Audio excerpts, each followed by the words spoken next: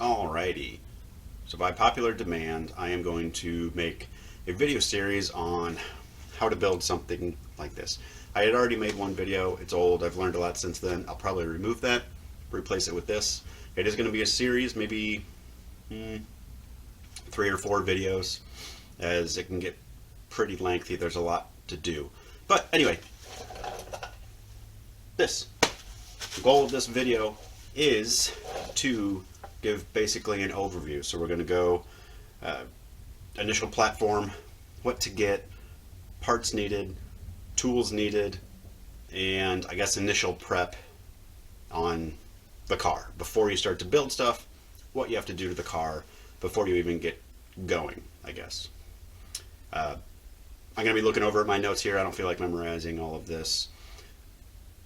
To start off with, this isn't a simple swap. Some may argue that. Some might be, oh, it's just an LS swap. You just got to cut stuff and make a subframe. Well, you know, good for you. It's not that easy for, I guess you could say, a standard, normal car guy or car gal. There's a whole lot to it. It's not easy. You can figure it out. It's not rocket science or anything like that. But don't go into it thinking that you can, you know, in a weekend, if you're a normal dude, in a weekend, get the whole thing done. I'm sure there are people out there in YouTube world and all that can, but at least from my perspective, it's really not that simple. There's a whole lot to it. Let's see. Yeah, so again, I'm looking over here at my notes. I noted here that the complexity also greatly depends on your wants and your needs. You could do something extraordinarily simple. Just do an old small block Chevy with stock exhaust manifolds and carbureted and manual steering rack and all this kind of stuff. You could do it pretty simple. Most people watching this video probably don't want to do that. They probably are looking more towards an LS like this, or 2J, or something maybe a little bit more modern. I think that the LS is the perfect middle ground because it has some technology in it. It's not just an old carbureted with a distributor engine and all that kind of stuff. But it's not overly complex like a modern engine like a Hellcat or something that has a lot of dependencies just to get this thing running. For an LS, you've got your engine with a few sensors, your harness that you can make standalone, and your ECU. That's kind of it, right? So it's kind of a blend of old school and new school, maybe? I don't know. But again, there are a lot of different variations of this swap. This video can apply to all of those, really. There'll be nuances here and there, but if you're wanting to make a rear-wheel drive, or at least an engine that, what is that? Not transversely, I don't know, the opposite of the way that it is here, then this video is going to hopefully be helpful for you.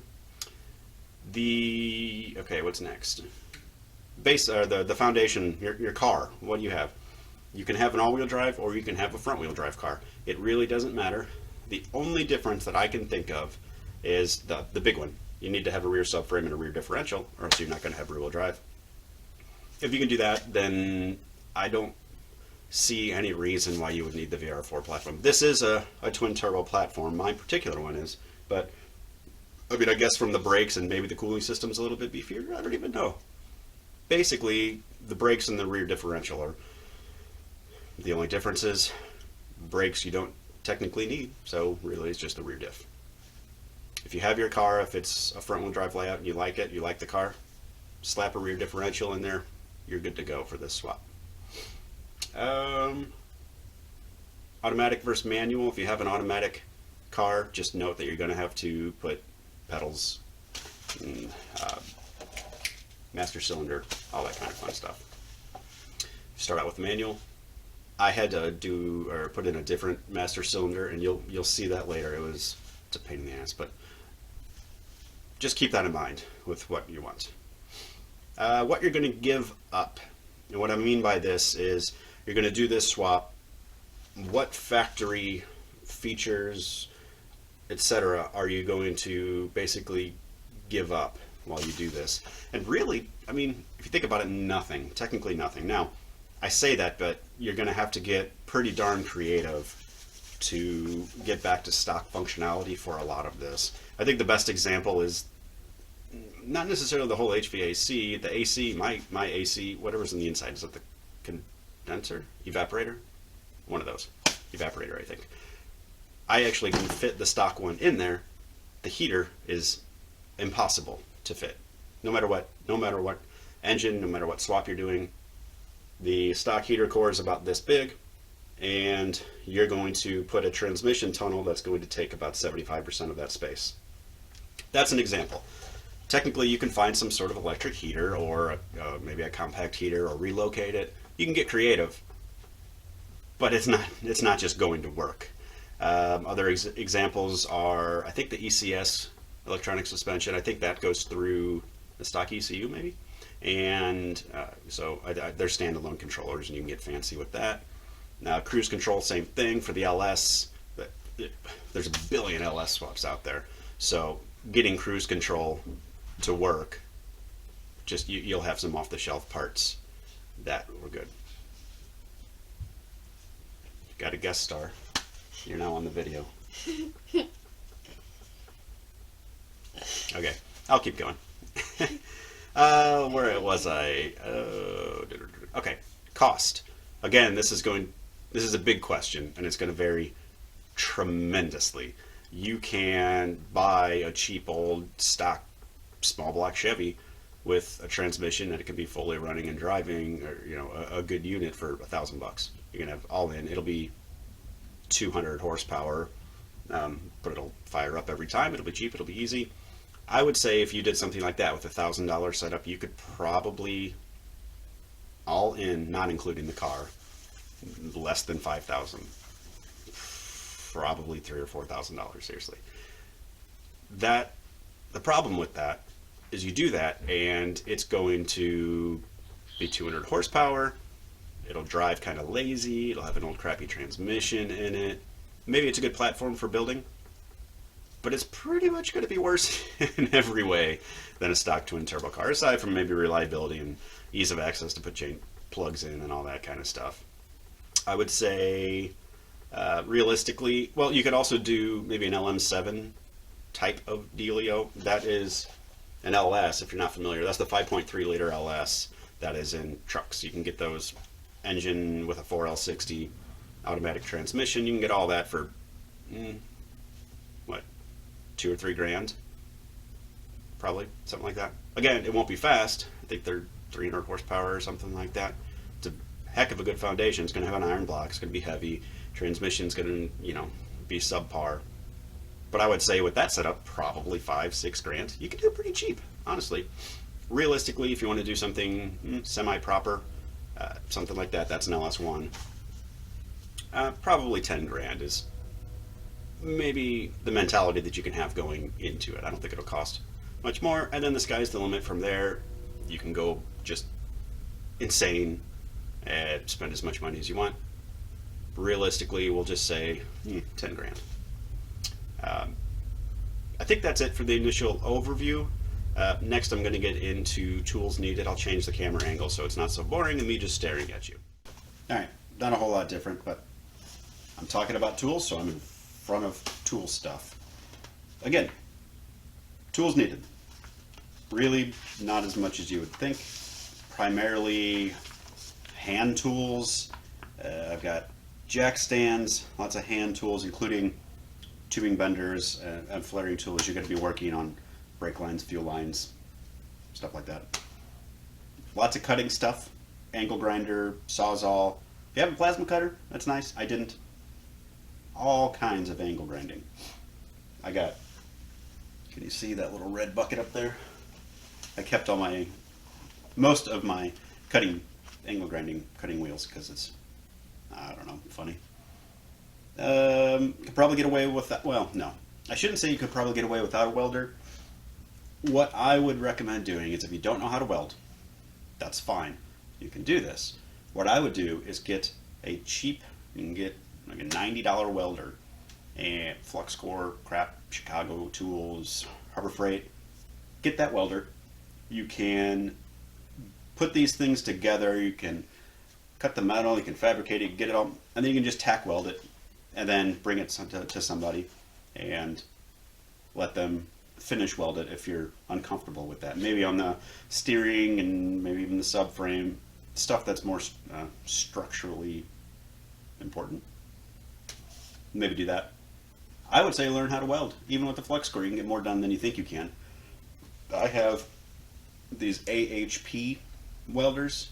They're maybe upper, lower, the top of the low end stuff. So I have my TIG welder, which also has a stick welder, of course, and then my MIG. I use my MIG for 99% of this stuff. That's just what I did. No, that's it. I mean, seriously, you can, to do things not right, but to make life easier on yourself and maybe to clean it up a little bit better, you can buy specific tools for the job that you're doing at that time. At a minimum, I would say hand tools, cutting stuff, angle grinder, sawzall, and a cheap welder, at least. I don't think you can get away with anything less than that. But you're surprised how little it actually takes to do this. Okay, one more with my face in front of the camera, and then I'm going to get into the overall initial prep, and then you can actually see the car, not my ugly face. Parts needed. So again, this is going to vary greatly. I said this earlier, it's going to vary greatly depending on what you want. Because, again, my example, if you use an old beat up small block Chevy, you go with a manual steering rack and nothing else, you don't need much. If you go with a modern engine, then you're going to need obviously you need transmission. You'll need ECU and harness and other electronics that go with it. But obviously you need your engine setup of your choice. Again, all this applies to other engines. You can do a Honda swap, you could do a rotary swap, all that. This all uses the exact same mentality. It's the exact same thing. It really is. Lots of metal. A whole lot of metal. Because, well, I needed a whole lot of metal because I screwed up. I had to redo things a billion times. If you've seen all my videos, you saw that. You need everything from thin sheet metal to build a transmission tunnel, for example, all the way to the really thick stuff and everything in between. And just be prepared to continue to go back and have to get more metal. Exhaust stuff, headers, piping, clamps. This car wasn't made for whatever engine you're putting in there. You're going to have to build it. Probably cooling system stuff. I have an aftermarket, I don't know if I pointed that correctly. I have an aftermarket radiator and cooling fans. You may or may not. I bet that the stock stuff is good enough, especially if the twin turbo ones, well, especially because the twin turbo engine is going to run hotter than this engine, for example, an aluminum block LS1. If it cools that, it'll cool this. I went aftermarket, something to keep in mind. Now you'll need a drive shaft, of course. That'll have to be custom made. You can't have that made till the engine is in the car and the transmission's in the car, so you can measure it and get that made. You will need to get gauges working somehow. Mine, it's an LS. Well, I guess this is fairly universal, but I have an adapter on my TAC and Speedo to go to the stock gauge cluster. You can do that, or you can do aftermarket stuff. You know, you could get an autometer gauge kit for $100 and have everything you need. Fuel lines and brake lines and hoses, tubing stuff. You're going to need nuts and bolts, of course. For my example, that's obviously what I can speak to the most. It's an American engine in a foreign car. It has a difference in thread patterns and everything, and you'll lose stuff. You might need bigger or smaller bolts and stuff, so you'll be prepared to do that. You might need intake piping. You're going to need a new steering rack, for sure. If you think about it, this steering rack, oh man, I can't see if I'm pointing correctly. Anyway, that steering rack, there we go, was against the firewall. So if you're moving it up front, the steering rack, when you turn the wheel left, is going to be opposite of what it is factory. Because factory, if you turn the wheel left, well, yeah, it's complete opposite. You need a steering rack, bottom line. And then end links, however you want to dream that up. If you're keeping power steering, you're going to need to fabricate power steering lines, however you want to go about doing that. Same mentality for air conditioning. You're going to need a lot of wiring, small and thick gauge. And then there's just going to be a billion nickel and dime things. I mean, a billion nickel and dime things. This video is going to go over stuff, but again, everything varies so much. Your car, your mileage may vary. So there's going to be a whole lot more that goes into your car or a whole lot less that goes into your car than what I had here. Those are the basics. Ain't she purty? All right.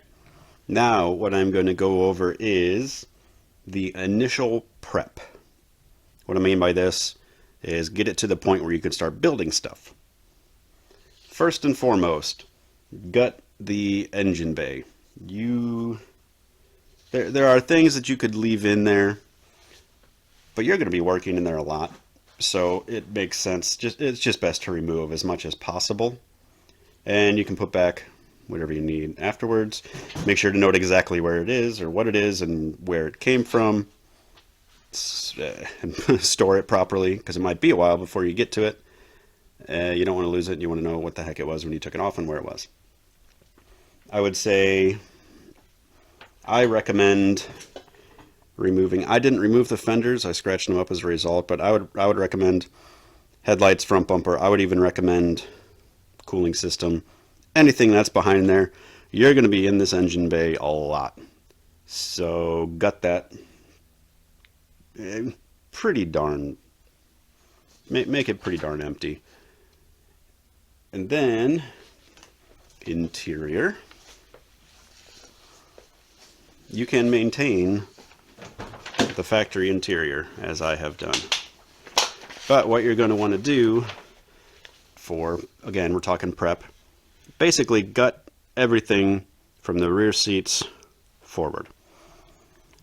Dashboard, obviously, and there's going to be a lot of little things in there you're going to want to make sure that you get out of the way. That's the main thing.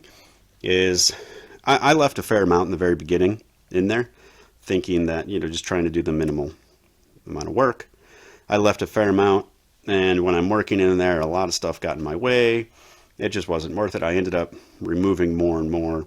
I labeled everything. I had stored it in a box, everything labeled exactly where it came from. It went back pretty well, and as you can see, I've got basically factory interior. Make sure you got that. I mean, think about it. You're going to be cutting a transmission tunnel all the way back here and doing wiring and a lot, so you're going to have to do that. All right, next is measuring. Lots and lots and lots of measuring. The measure twice, cut once mentality. This is an LS, obviously. There's all kinds of measurements out there already, and there's all kinds of data out there as far as length of the engine, width of the engine, height, different oil pan setups, etc. This is a T56, same deal. It still helps to do all the measurements that you can think of, because if you're going to be cutting things up that are, I guess, permanent fixtures, whatever you want to call. Firewall, for example, you cut that up and you cut it in the wrong spot or too large or something, kind of a pain to fix. Make sure your measurements are correct. Make sure you're planning correctly before you start to cut. Next, that is a good segue into cutting. I've mentioned it a million times, your build may be different than mine. So you may not have to, or you may not want to reuse your stock subframe, for example. What I did was the stock subframe goes across. I basically chopped it off right here and right there on the opposite side, and did that in front as well, and then, everything was cleared on the inside. Other people have done similar builds where they ditched the stock subframe altogether. I kept it because I wanted the stock subframe mounting points and the stock suspension mounting points that bolt to the stock subframe. That's why I kept mine. You may not have to, but cutting started there. Obviously I had to remove the steering rack because it was within the subframe. Didn't matter, I was replacing that anyway. There is, can I point to it? All the way over there, right in front of the strut tower, there's a stock engine mount. That's not needed. You can remove that. Technically you can finish the build without it, or keeping it. You're already in the engine bay, you're already doing a bunch. Cut that out as well. You don't need it. Or at least I didn't need it. Okay, next is a continuation of cutting is the firewall. I keep on saying it's a, what did I say? I think I've been mentioning it as a flat firewall. The firewall goes all the way down to the bottom. It's flush. All the way down. There is no transmission tunnel. There's a little bit for exhaust and maybe a drive shaft. It goes all the way down. You have to fit, you know, a big old transmission bell housing and beyond, or behind that. So now you got to worry about cutting all of that.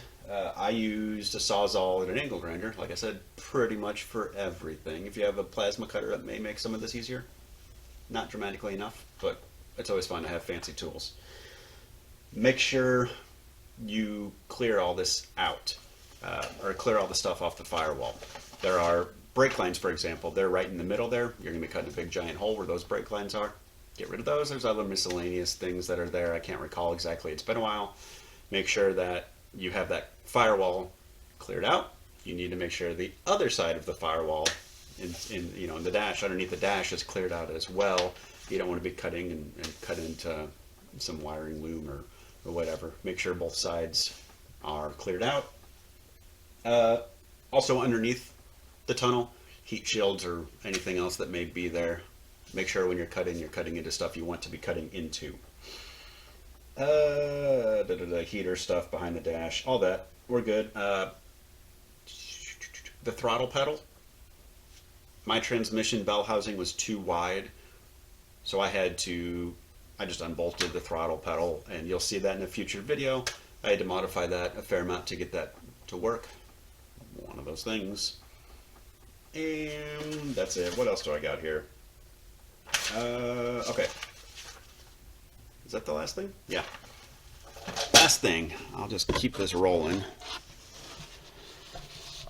And that is to cut the axle stubbies. So you're going to want to remove the front wheels. Back wheels are fine. But cut the axle stubbies is what I'm calling them. There are your factory axles, right? Go from there to the transmission. You don't need anything but just a little bit that goes into the hub, and then your stock axle nut, what are they called? I don't remember. The stock axle nut will still be used, and then you'll cut all of it but maybe this little bit off the axle, and the rest of it will be gone. That way you can shove that stubby, basically is what I'm calling it, into that wheel and bolt it in, and that is to preserve maybe the wheel bearings. I don't know if they'll collapse or whatever, but you don't want a wheel bearing with nothing in the middle. You want to put that axle in there. Do that in the beginning. I think I failed to do that in one of my previous setups, and the wheel bearings got all messed up. That's it. Now what do you have? You've got a gutted engine bay, you have a gutted interior, you have a cut firewall and transmission tunnel that capped, and so you've got a big old hole to do whatever you want to do. And what's really satisfying with this build is to just mock things up, right? So once you do that, you can put the engine on a hoist. Oh, that's another tool you need, is an engine hoist. But you could put the engine on a hoist or mock it up on some 2x4s and then just sit there and stare at it and enjoy the scene, you know, enjoy the moment. It's a pain in the butt, but it's fun. Yeah, that's it. Now you're prepped and ready for the next video.